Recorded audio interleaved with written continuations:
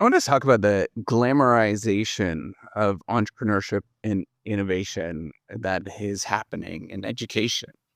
And I think that this is my second chapter of this book is recognizing much of how we understand these venturing processes into new possibilities. It's extraordinarily glamorized today.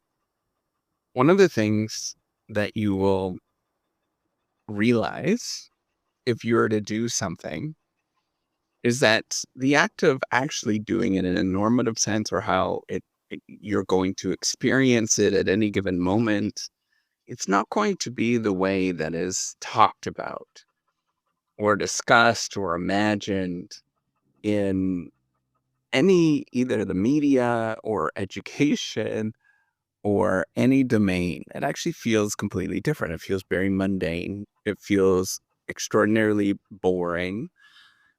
And yet, the conversation, if you were to look at, say, even for example, in business school, which is that I would be interested in, or that's my particular domain is looking at business school. And the cases and the conversations are always based on people that have already become successful and that have already done it. And so we have this strong, what is called a success bias.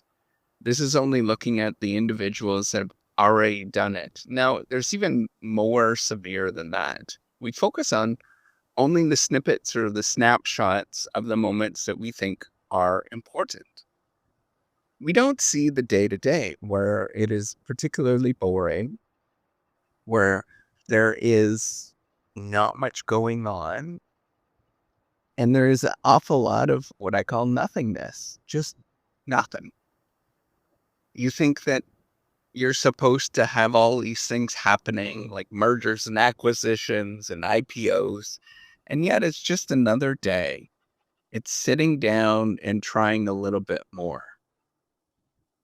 And we view a lot of different processes in this kind of way where there's supposed to be some sort of excitement. You get an education, for example, there will be a lot of discussion and excitement about getting that particular degree, but when you step into it or you actually do the process, you realize it's just a bunch of assignments and it's a lot of boring work that most people actually don't like to do, and it's not necessarily all that exciting.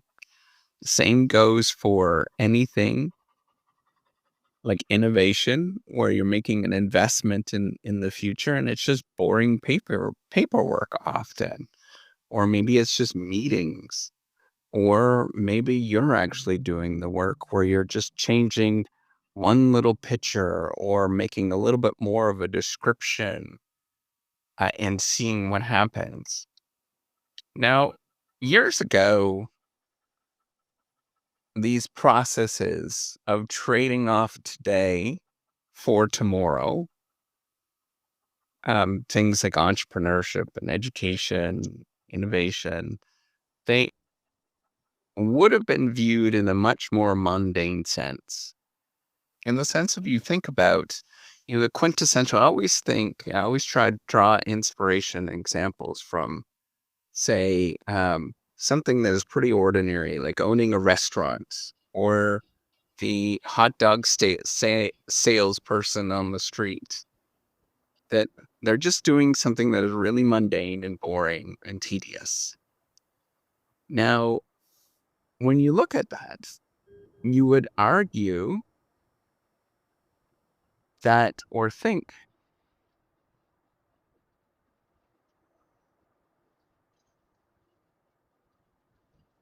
you would think, I apologize for the delay, you would think that there was nothing much going on.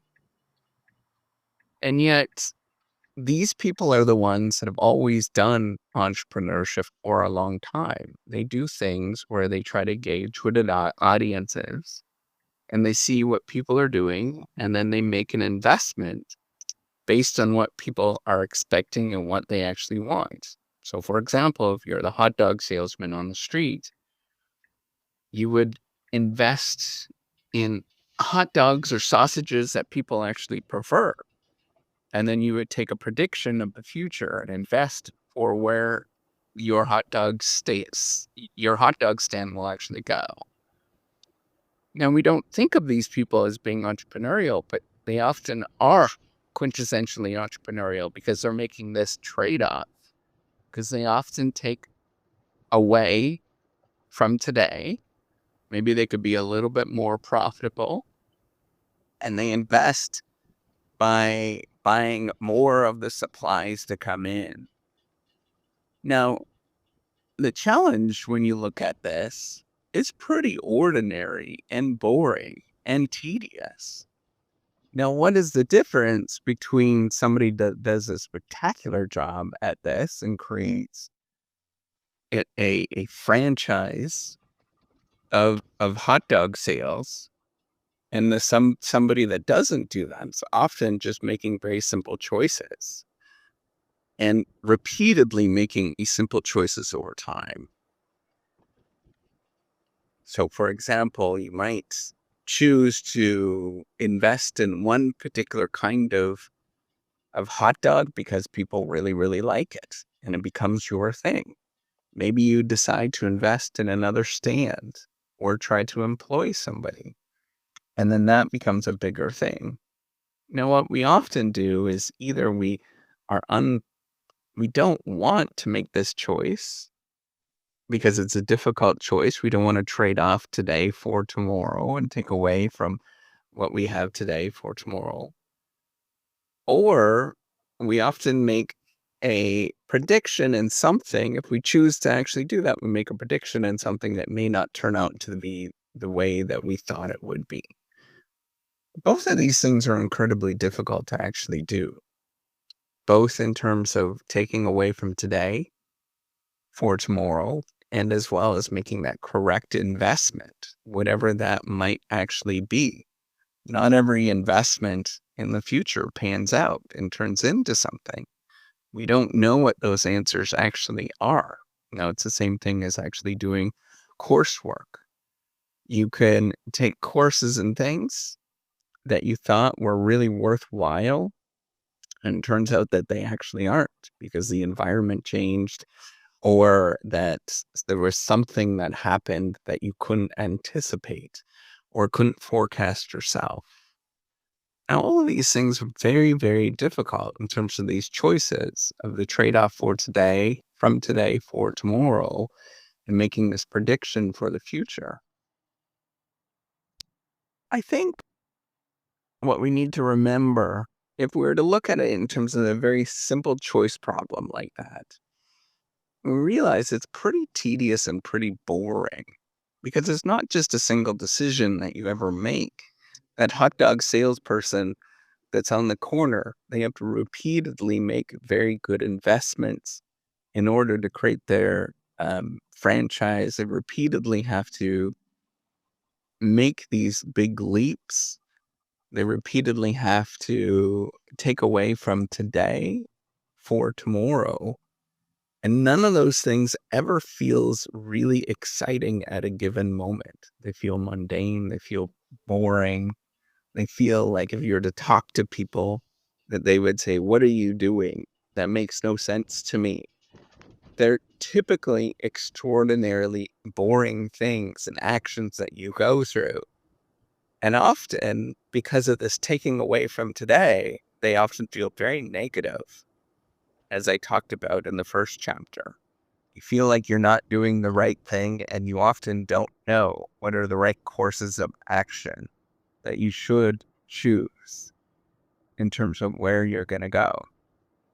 And I think if we were to take this and really study it and try to make sense of it, you'd realize that almost all choices in life are like this, where we have to trade off something for today for tomorrow, and we don't know what the best courses of action actually are. And so it almost always feels difficult. It almost always feels like you're doing the wrong thing if you're making these big leaps. Even having a family feels difficult, where you think and you ponder and you wonder whether I should actually have a child or not, and whether it's actually going to be a good bet. I think all of these things we have to often negotiate these negative feelings that we're for sure going to experience. And I want to talk about that in future chapters. What might this be? But I think at this moment, I think I want to acknowledge simply that this is glamorized. All of these choices are glamorized in many respects. And if you were to do entrepreneurship, or you were to have a child, for example, or do any particular thing, remember it's actually going to be rather mundane and boring and tedious and routine. And oftentimes you're going to have a lot of negative experiences and feelings in a given moment. Staying up all night with a young child, is never a fun experience. Maybe we'll talk about that in the future in terms of how to make it into a positive experience. But we have to acknowledge that all of these things you have to expect are never going to be a fun thing to actually do unless you actually change the way that you're feeling about it at any given moment. I just want to recognize that if you were to look around and you're trying to get information on what is the best possible course of action that you should do in any of these challenging problems like innovation or entrepreneurship or getting an education or having a child where there's an uncertain future, you never know what the future is going to be, and you have to make a big sacrifice or cost today. But you just realize that information is going to be glamorized. And when you take those steps yourself, know that it's much more of you being the hot dog salesperson where you don't know what you're doing. And it's very much this one little step, this grinding path where for you to create a franchise might take you 35 years to create that franchise. It's one little step, one boring choice every single day where you get a little bit better on one thing and you keep moving towards something day in and day out, and realize this path is not about getting there quickly. Realize it's a path of making sure that you continue to actually do it. That's the harder thing, is you determining that you have the responsibility and that you will actually do this no matter what. It's very easy when the challenging moments happen to give up. You start looking at things like pass rates and in universities. You start looking at when people give up on entrepreneurial ventures. You'll get really depressed often because we often focus on those success messages where this is the successful thing that you should do. And rarely we ever focus it on the message that is simply just getting back up and doing the same thing every single day, despite the fact it doesn't feel good in this given moment. And the beauty of it is doing this every single day and having these experiences where things kind of get a little bit easier over many, many, many, many years as you do it. Maybe the business that you have grows. Maybe your kids get older and they become more responsible. Maybe you yourself learn how to deal with these things. You learn to accept some things as they actually are. I want you to take a step back and realize that the process of doing things is actually doing it. It's getting up and trying every day, regardless of what it actually feels like or the expectation that you get at this given moment of where you should actually be. Those messages, those stories of performance, those stories of you should be so successful are actually not the true stories of any of these things. Just like having a child, I think it's a really strange phenomenon to say whether you're successful or not at entrepreneurship. I think it would really be really strange to say I'm a successful parent based on how much money that or my kids actually make.